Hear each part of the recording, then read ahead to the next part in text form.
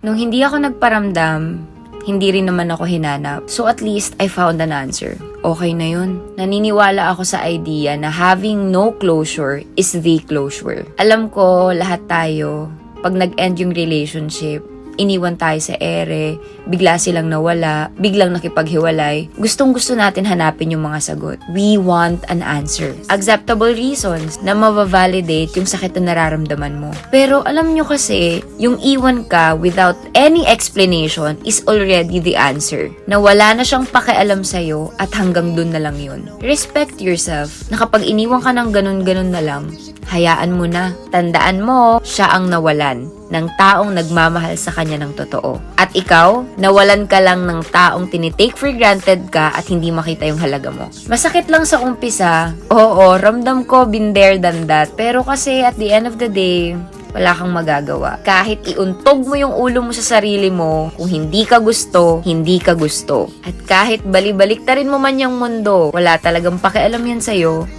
kung ayaw niya sa'yo. At hindi niya makikita ang halaga mo kasi never niya naman talagang tiningnan yun.